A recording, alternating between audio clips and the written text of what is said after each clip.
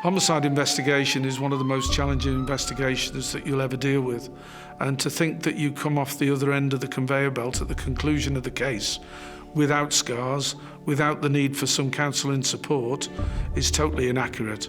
When the call comes through, your mind runs riot. You don't know what you've got. You don't know how you're going to deal with it until you get there. There was nothing in terms of forensic opportunities. She was virtually naked. You can see there's no houses, there's no house-to-house inquiry, there's no CCTV. It's a nightmare in terms of starting a murder investigation at a scene like this. It's one of the most serious cases and one of the most challenging cases that I've been involved in. It's not really a usual thing to deal with a suspect who you class as a serial killer. All these years later, it reminds me really what a horrific event really it is that someone was abducted and murdered and then driven and dumped in this isolated location. And it's a horrible way for anyone's life to end.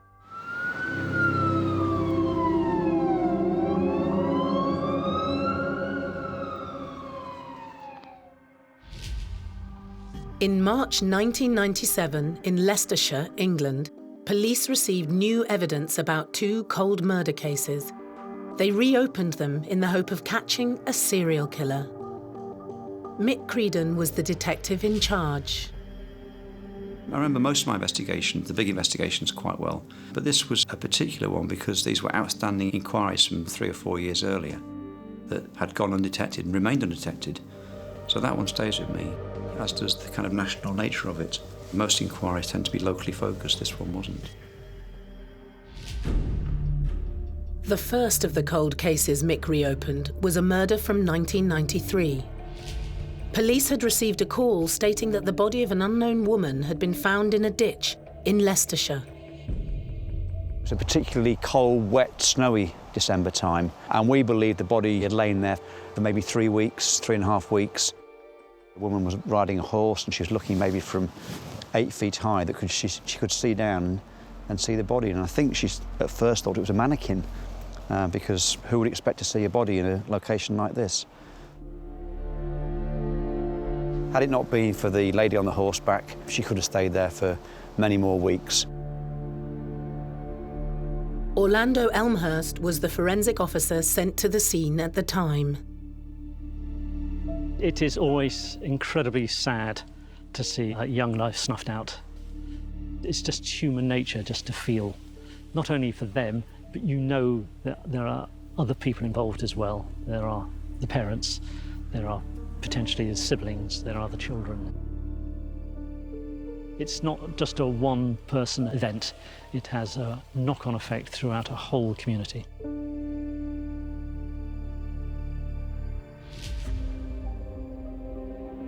The body was sort of in a ditch, and 3/4 of the body was out of the water. It didn't look like necessarily a clever killer. It just looked like someone who was trying to get rid of a bit of evidence, and in the same way that someone might throw out a fag packet out of the car window and just rolled the body out of a vehicle and then just left it there. It's a nightmare in terms of starting a murder investigation at a scene like this. Normally you will get something. Add to no forensic evidence, no CCTV, no telephony, no number plate recognition system, no witnesses, and it becomes really difficult. Add that, no house-to-house inquiries when you can start gathering intelligence, no community to talk to, and it really is hard. She'd been there for quite some time. She was in a ditch in freezing cold water, so her body was actually frozen. And this meant that there was no evidence on the body. There was no DNA, no fingerprints, nothing. So the only thing they have to then go on in terms of the investigation is the victim herself. It was just really the state and the bedraggledness of the body, and also there were bits of twigs and bits of grass which would obviously been washed over it. There was obviously the possibility that there would be a loss of evidence, and it was our role to try and prevent a loss of any more. There was, as far as we could see, nothing terribly obvious. The position of the body was just head down in a ditch, so we really couldn't see any of the face or anything, so that had to wait for us to actually extradite the body and get it to the post-mortem. We were going to have to be a little bit more delayed when it came to identifying who this deceased was. It transpired that the deceased was Samo Paul, who was from the West Midlands. In December 1993, 20-year-old Samo Paul was reported missing from the Balsall Heath area of Birmingham, 35 miles away. She was a working prostitute, working at Balsall Heath, and she was last seen in that location. She was dumped in a ditch near a place called Swinford, just outside Lutterworth. Samo went missing at the start of December. She was found at the end of December, some 4 weeks later. And when her body was found, there'd already been publicity in the West Midlands police area in Birmingham about the fact she was missing. And I think within 24 hours it was established who she was. She was young, she was small, she was petite, she was vulnerable. Clearly she's at high risk. She had a little child at the time. She went out that night expecting to effectively work for a few hours and then never came home.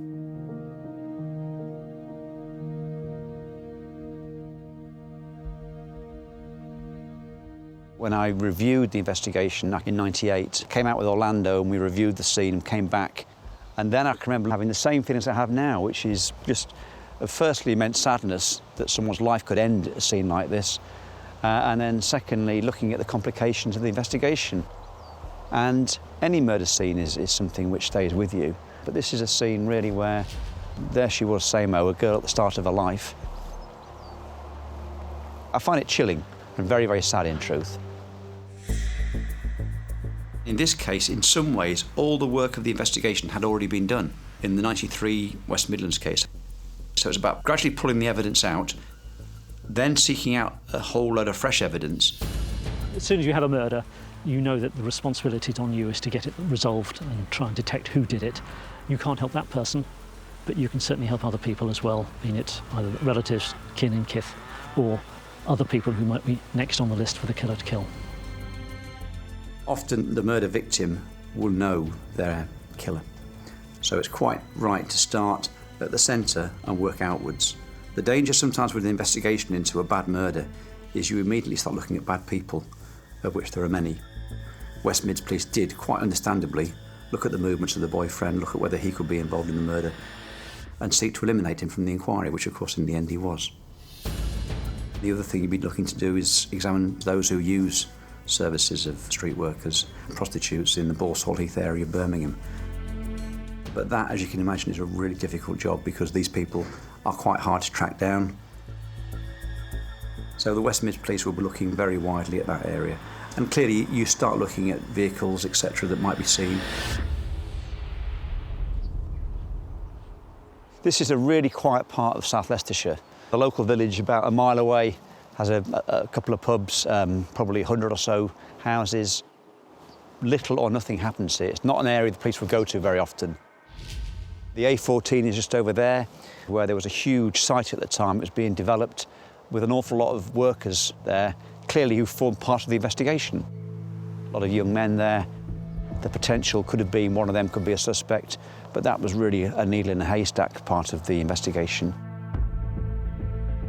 In December 1993, with no evidence on the body and no information about Samo's last movements, West Midlands Police had nowhere to go. The case remained unsolved. But just 3 months later, another body was discovered 3 miles away. It was about 3rd of March, we then got a call that another body had been found, and a little bit to my surprise, it was down again to the south of the county. The body was found nearly naked and strangled on a lane near Lutterworth. Both went missing. Both were found murdered some weeks later in Leicestershire. Both were stripped naked, or virtually naked, and all their possessions were stolen. So big similarities.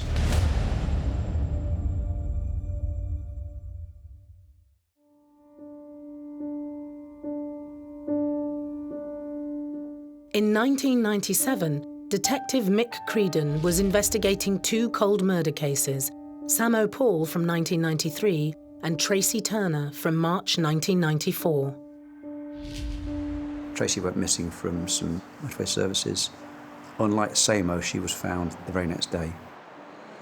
She wasn't missing for weeks on end, and she was found dumped again, murdered by the side of the road in South Leicestershire, not far from where Samo had been recovered. Tracy wasn't reported missing. She was profoundly deaf, didn't have a wide range of associates, and so the fact of her missing went unnoticed completely. For 2 weeks, Leicester police investigated the death of someone who they didn't know who it was. In 1994, forensic officer Orlando Elmhurst had again been first on the scene of the unidentified body. When I first arrived, it was quite strange because it's a small little country road, as you can see. I had sort of a niggling feeling that I'd almost been here before. It was the only time really I've had this sort of déjà vu effect because it was quite similar to something I dealt with a couple of months before. And that doesn't happen very often when you talk about major investigations.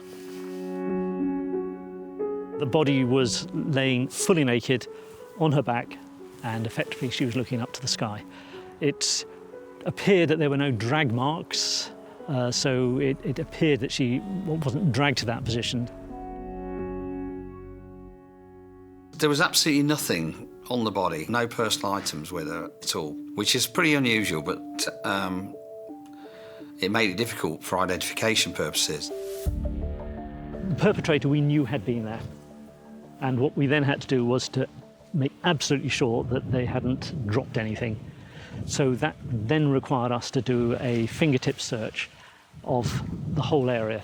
And when I mean fingertip, I do actually mean fingertip. It's not a matter of just prodding it, moving it around like that. You are having to go down, and you are absolutely looking for absolutely anything. And it is a very, very long and painstaking process. And anything that you find has to get exposed, photographed, recorded, and then recovered. Our initial interpretation of the scene was that she'd been brought here. She hadn't walked here on her own, so how would she get here? The most likely mode would have been by car, so that was our first hypothesis. This was also backed up by the fact that there were track marks leading onto and off the grass verge. We then had to do the standard procedure, which was taping the body. It was obvious that there were some fibres there, and we'd also saw some little flecks of yellow paint. The yellow paint was quite interesting because that yellow paint could mean all sorts of things. One of the aspects was that the A14 link road was being built. Plant machinery is yellow, so we thought, no, perhaps there's something happening here. You build up lots of theories, you then test them, and then they break down. In terms of difficult cases to solve, this is one of the most difficult. First of all, it's a stranger case, and they are always much more complex to solve than when there is a link between the victim and the perpetrator. In the case of Tracy, all we had was effectively the scene of the body deposition. So there was a lot of work done around identification, and it was 2 weeks before someone came forward, and I believe it was Tracy's mother, and that was done through national publicity in the media. My daughter was on her own when she died, and I'd like anybody that knows anything to come forward. There's definitely the potential that both Samo and Tracy were working prostitutes. They were different. Tracy would sometimes go off for several days. She'd get with a lorry driver and sex would be given. She would spend some time with that lorry driver travelling. But they were both working prostitutes, and I think there's a potential that that was one reason why there wasn't a huge public awareness and consciousness of it. Certainly attitudes at the time around those kind of things were still judging the victim more. I'd like to think that we didn't do that, but in those days the police were far more reliant on the media. And whilst there was a lot of coverage, it didn't tend to get national coverage. In the 80s and 90s, for example, when women were killed or when there was a serial killer or rapist on the loose, we definitely found like the general attitude was that it didn't matter, there was no urgency from the police to investigate the crimes. Women that came forward to give evidence or be witness were told to go away. They weren't interested in what women had to say and they were not taken seriously. I think as a society, particularly at the time that these murders took place, had less empathy for victims who were sex workers as they would somebody that was like themselves. In the 90s, people didn't understand it. They were so different to them. So therefore, it was almost a sense of, well, you do that job, you put yourself in danger. Therefore, I don't feel sorry for you.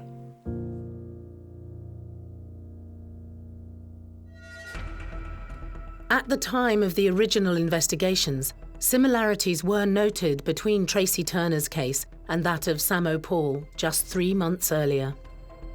Back in 93-94, the decision was made that they weren't linked because the chief constables and the senior detectives didn't think there were enough similar factors. And they are very similar, but they're also different. So both were working girls, both were from the West Mids area. But on the other hand, there were differences. Samo was taken from the city centre. Tracy was from the motorway service station. On the initial investigation, did inquiries at Hilton Park. They found a witness who saw Tracy Turner getting into a car. The particular guy took the registration number of the vehicle. And this vehicle was connected to a Ford garage in Glasgow. The guy who was using the vehicle, he'd stopped at the services and the witness was convinced that he saw Tracy Turner, or a lady fitting her description, getting into the vehicle belonging to this delivery driver. Subsequently, he became their number one suspect. The witness that saw Tracy Turner talking to a man at the service station, that kind of information is crucial because the police need to know who she was seen communicating with, who was the last person that saw her alive. That person could be the perpetrator. He was arrested in Glasgow and brought down to Leicestershire to be interviewed. He vehemently denied not only murdering Tracy Turner, but also having sex with her and saying she didn't get into his car. There was no evidence to connect him, and after exhausting that line of inquiry, he was released. They didn't really have any other main prime suspects. In 1994, with no further leads, all hope of finding Tracy Turner's killer rested on the post-mortem examination. Tracy was a strong girl, and there was some evidence that she struggled, and there was knee marks in the back of her neck, where clearly he'd struggled with her. But there was no DNA found under Tracy's fingernails. Often you might get people make defensive actions to try and stop their attacker, and it's not unusual for the victim to scratch and scrape. We were able to establish that there was DNA present inside her, and that is always very useful. Although you don't necessarily know that DNA comes from the killer, it at least gives you a lead. And really at that stage of the investigation, you want as many leads as possible that are sort of useful as opposed to lots of blind alleys.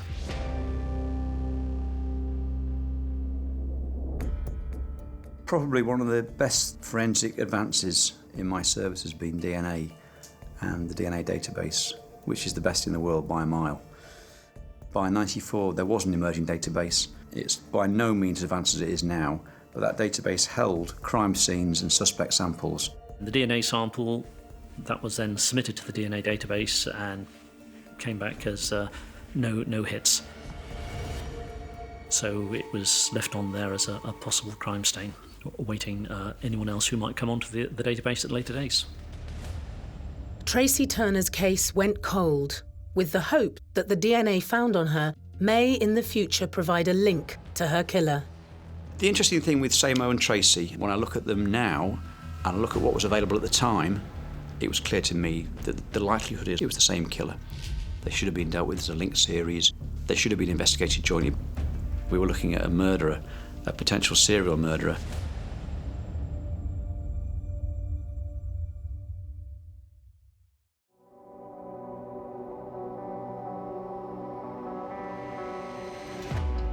In 1996, 3 years after the murders of Samo Paul and Tracy Turner, both cases remained cold, but they were joined by further unsolved murders.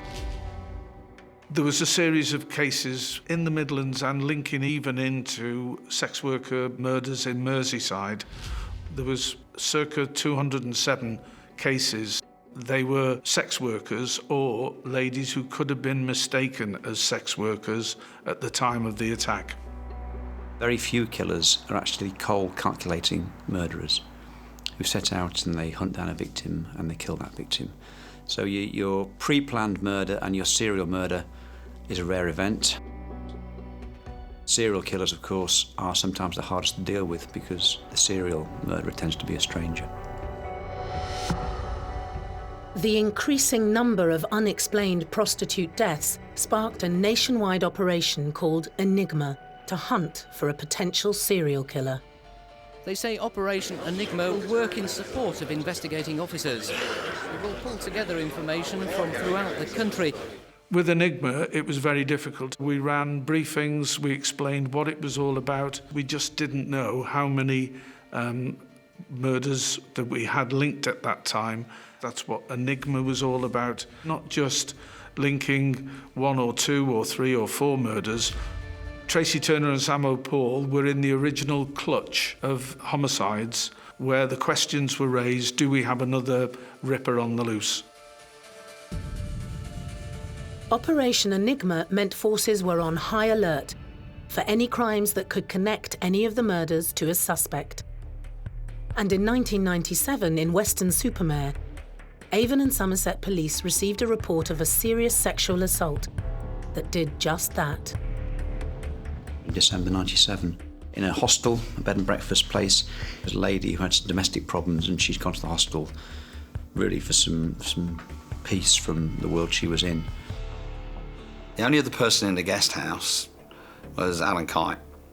Kite befriended this lady, and I think he took her out for a drink and locally, and they got on okay. Alan Kite had got quite a lot of charm about him. He went out drinking with the victim.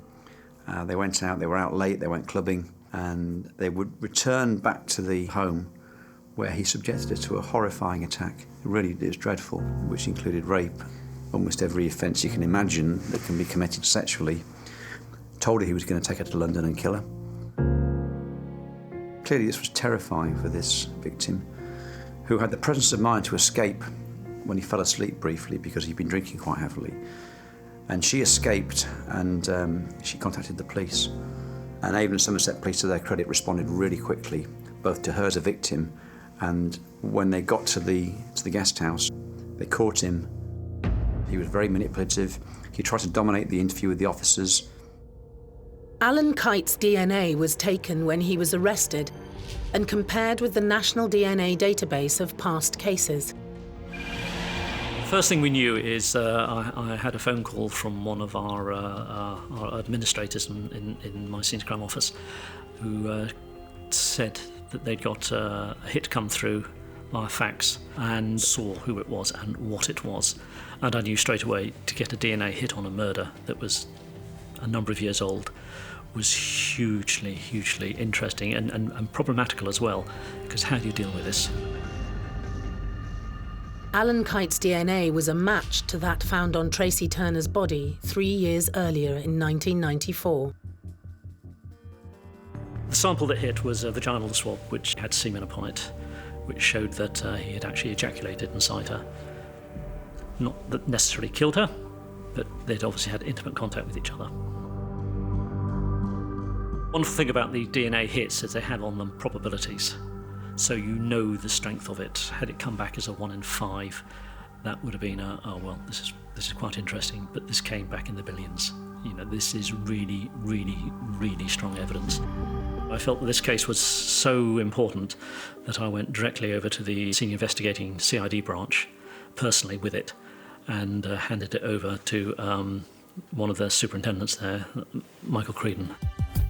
As a senior investigator, when you deal with a problem, you kind of look at what the problem is, then you break it down into bite-sized chunks and you work out your priorities of what you need to do. We clearly had strong evidence that suggested it was Kite and that he was already locked up, so I could relax about that. Kite was in custody for the rape charge when the cases of the murders of Tracy Turner and Samo Paul were reopened for a new investigation. In the case of Tracy and Samo, and carrying out a cold case review, the evidence is already years old. So it's about going back over the evidence bit by bit by bit by bit. But elements of it were complicated. The process was quite difficult because, for both these families, it had been years where there'd been no closure. One of the risks of any murder investigation is that you start to have your own hypothesis, and there's a real risk that sometimes you can even make the evidence fit your hypothesis. The nature of an investigation should be really with an open mind. The investigative mindset should be to try and gather the evidence and work out what's happened. There was then a little cell created within Leicestershire Police Force to deal with it, then started getting information. There was two approaches. One was the CID approach that Michael Creedon was dealing with, and that was going to be about the interview techniques and the interview strategy. There was also the potential of we were still interested in these fibres and this yellow paint, because DNA on its own isn't really good enough for an absolute conviction, because that just tells you they had contact. It doesn't necessarily tell you that he was the killer. A bit of work was then done trying to establish where Alan had lived previously, up in Staffordshire, and a number of residences were pinpointed. We would then do a minute forensic sweep of the houses to see if we could find any fibres or paint flakes that were similar. We were there up in Staffordshire for a couple of days, examining everything down to the smallest detail. And we didn't find any yellow paint, unfortunately, or the fibres. So we were left with DNA as our primary evidence, and we then had to hope we got some really good CID questioning to actually pull the case through. When we reopened the case for Turner and Samo Paul, because of the DNA hit, we were confident that he was our man. But you've got to be open-minded and objective. We knew it was going to be difficult because Tracy Turner was a prostitute. We obviously believed that both the Tracy Turner murder and the Samo Paul murder were connected. So because they were only 3 months apart, they were found in very, very close proximity. We believed that he would actually talk. He'd answer questions. The most important part of a police interview is the planning stage. It's in the training that every police officer undertakes that in order to do a successful interview, you need to plan. You need to plan the evidence you've got, you need to plan what you know about the perpetrator, you need to think about how you think they will react. So that prep stage is crucial. If you get that wrong, it's likely the interview will go wrong.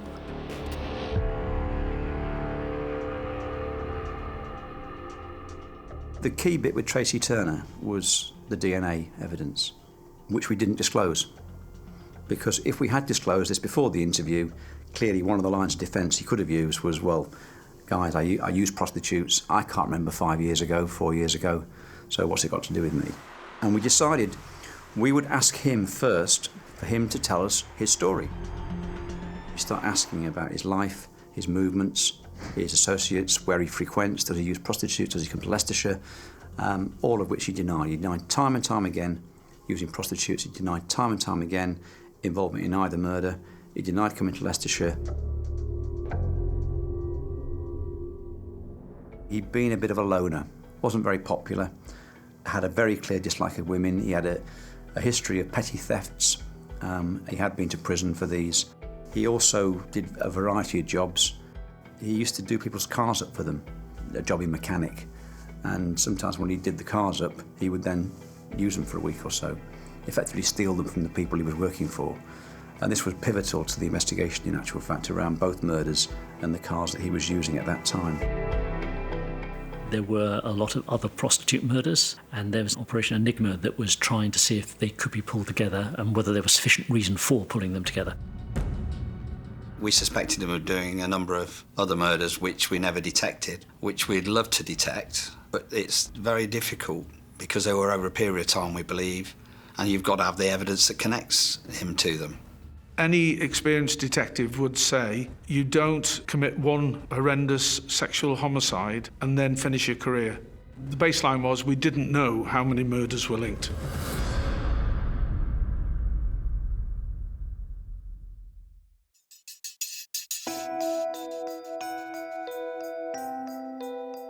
In 1997, following the DNA link with murder victim Tracy Turner, Detective Mick Creedon was determined to prove that Alan Kite, who was in custody for rape, was also a killer.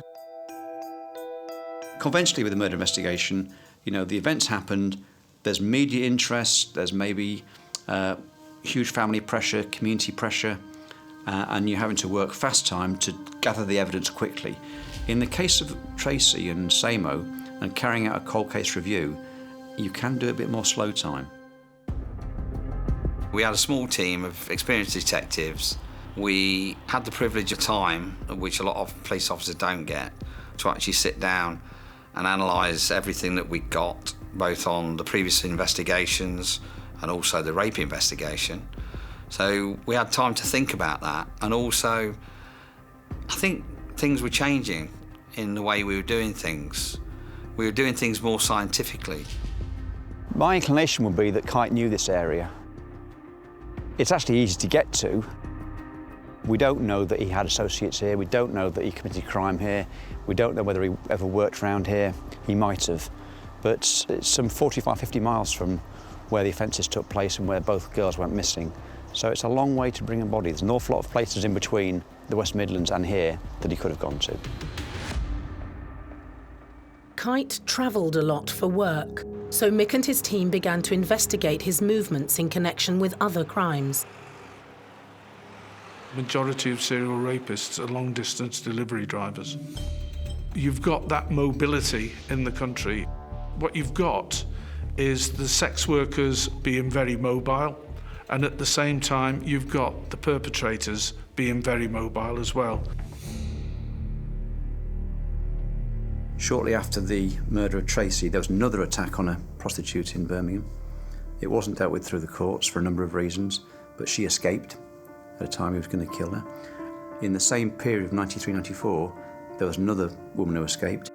At that time, I think there were 4 or 5 murders that we were looking at, and there was a groundswell of opinion that these 4 or 5 could be linked.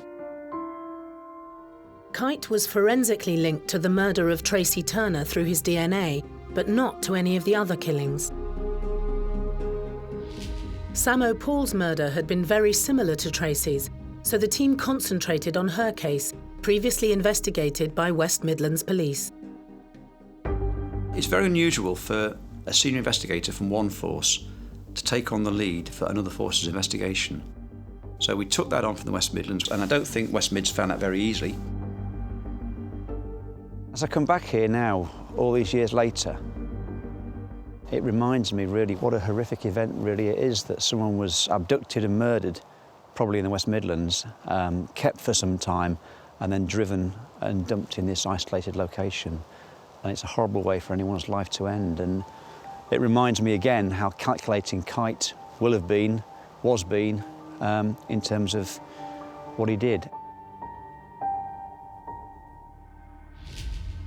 We read all the paperwork, we looked at all the evidence that had been gathered, and then we revisited the witnesses. The remarkable story around this was a mile back in the village.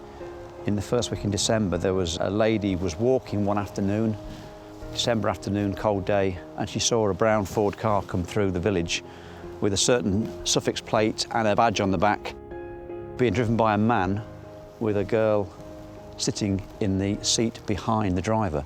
She believed she was dead, which kind of quite naturally caused a concern. She spoke to her family, and there was nothing in the media that night about it whatsoever. So they kind of left it. And it was when Samo was actually found on December the 31st, and then there was publicity around it, that straight away she said, "That's the girl." It's very difficult for police officers, particularly in high-profile murder investigations, because they do get witnesses that call in with lots of information, and it can be information overload, and sometimes that information is not very valid. Sometimes there's malicious people who give information, and sometimes within that, of course, there's going to be crucial information. The witness who saw what they thought was a dead woman in the back of a car, they had worked in a pathology office. They were used to seeing dead bodies, and that should have been, therefore, taken really seriously. The inquiry first time round by the West Midlands, the inquiry by Leicestershire first time round, opportunities missed, which is always the case with every single major investigation. The benefit of hindsight's wonderful when you can look back and see, we might have done that, we could have done that. I have no doubt that she did see Alan Kite in that car. I've no doubt that's the car he was using at the time, and I've no doubt that was Seymour's body being transferred from somewhere in the West Midlands to this site. That suggests that at some stage in broad daylight, Alan Kite had potentially driven from the West Midlands to this isolated part of South Leicestershire with a dead body in the car. He's one of the most interesting characters I've ever interviewed throughout my career. I don't think I've ever interviewed anybody who I suspected of committing so many murders. He had to be interviewed and he had to be dealt with in a certain way. A careful thought and consideration had to be put into the planning of dealing with Alan Kite. You're seeking the truth and you're not being personal, you're just asking questions. And subsequently, if he fails in this case to explain why his semen was in Tracy Turner, then ultimately he was always going to be charged with the offence of murder. We decided that we would ask a lot of open questions for him to give us information about his movements around the time of the two murders, which were obviously only 3 months apart. Fortunately, the plan worked. He was quite happy to talk to us about everything he'd done job-wise, about all the cars he'd owned, about where he'd lived. And although he denied both murders, or committing both murders, he told us an awful lot about his lifestyle and the vehicles he owned. And the key bit of evidence in connection to Seymour Paul was the vehicle. It was a brown Sierra, the one that the witness remembered seeing, which Kite admitted he actually owned at the time of the murder. We felt that we got enough evidence to charge. On Monday, the 28th of February 2000, Alan Kite faced trial in Nottingham Crown Court, charged with the murders of Samo Paul and Tracy Turner. He pleaded not guilty to both. My memory is that at Crown Court, at the last moment, he tried to use the defence. Yes, it is me, and it's my DNA in there, but I use prostitutes. He was trying to say that he wasn't the murderer, but he was actually a punter for prostitutes. Because the inference was there, he had all the opportunity to say it when he was being interviewed. It obviously went against him, and the jury didn't believe him. He got a life sentence for both murders, and there was a recommendation that he'd serve at least 25 years. I do remember going to court when the convictions came through, and a huge emotion from Samo's mother and sister and from Tracy's family. And you can only imagine the closure they got 5 years later. It was a difficult case, but one where I think the satisfaction really was bringing to an end the family's grief and suffering, and at the same time stopping this man who clearly was a high risk to the public. I believe that justice has been served for the victims. Kite was convicted for the maximum he could have been convicted for. When you're considering parole, there's a lot of factors come into play. Kite's never admitted officially to committing the offences. I'd like to think that that would be held against him, and I'd like to think that would stop him from being released. But we know that the authorities are under pressure to release people. It remains a real concern to me that Kite could be eligible for parole. I would be the last person to advocate locking everyone up and throwing away the key. I really have dubious thoughts about the value of prison in many cases. But in the case of someone who presents such a danger to the public, I think then the risk remains. And for him to come out, having served maybe 27 years at the age he will be, I think there's still a high level of risk. And let me be pretty blunt, I wouldn't want to be on the parole board and make that decision to release a serial killer. After his trial, Leicestershire police revealed that Kite was potentially implicated in several other unsolved murders, going back to the 1980s. These were reinvestigated under Operation Enigma. At the time we restarted the inquiry, Enigma was still gathering its evidence, and it looked at well over 200 murders all around the country, and we talked about the difficulty of forensics with abandoned, abducted bodies, and there was never anything that forensically linked any of the Enigma offences to either Kite or to Turner and Paul. But what we do know is that Kite certainly was local to many of the offences when they took place. There were times Kite was travelling around the country when there were offences, which still remain undetected to this day.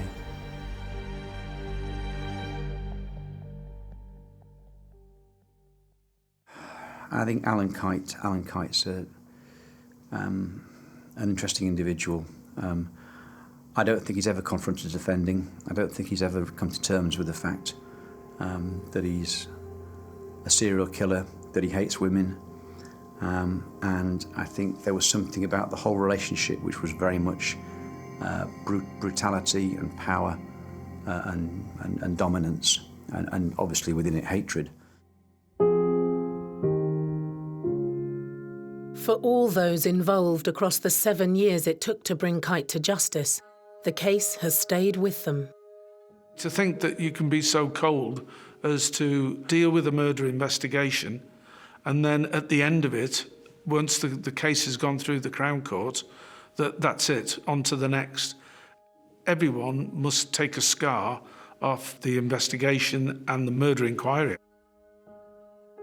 When you go back to the station, then obviously that's when it starts hitting you, the enormity of what you have just dealt with. Invariably, what we tended to do is we would then go down to the bar and have a few drinks, because really just to talk about it is the best way we found of actually getting it out of your system. It was a great result. A lot of work and brilliant to get a result like that. I think the biggest frustration with it is we'd like to have investigated the rest of them.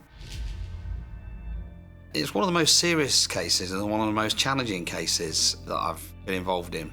It's not really a usual thing to deal with a suspect who you class as a serial killer. We're now some 25 years on from the offences. It's a generation on, it's a lifetime on.